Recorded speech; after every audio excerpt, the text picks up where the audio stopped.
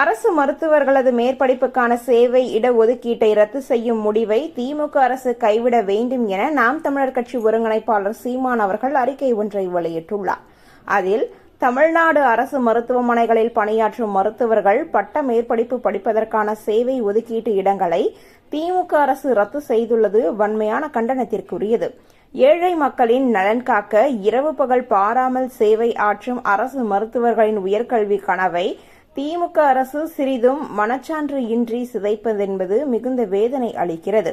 அரசு மருத்துவர்களுக்கு உரிய ஊதியத்தை வழங்குவோம் என்று தேர்தல் நேரத்தில் வாக்குறுதி அளித்துவிட்டு அதிகாரத்திற்கு வந்த திமுக அரசு ஆட்சி பொறுப்பேற்று 3 ஆண்டுகளை கடந்த பிறகும் அவர்களின் கோரிக்கையை இன்று வரை நிறைவேற்றாமல் ஏமாற்றி வருகிறது.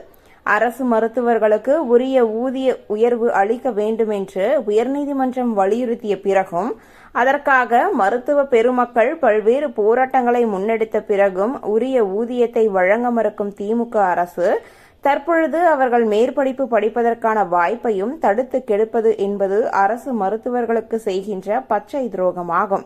சேவை மனப்பான்மையுடன் தமிழ்நாட்டின் கிராமப்புறங்களில் எல்லாம் அர்ப்பணிப்புணர்வுடன் பணியாற்றும் மருத்துவர்கள் உயர்கல்வி கற்கும் வாய்ப்புகளை உருவாக்கி தந்து அவர்களுக்கு தேவையான அனைத்து உதவிகளும் புரிந்து ஊக்கப்படுத்த வேண்டிய அரசு அதனை செய்ய தவறி சேவை இடஒதுக்கீட்டையும் ரத்து செய்வதென்பது கொடுங்கோன்மையாகும்.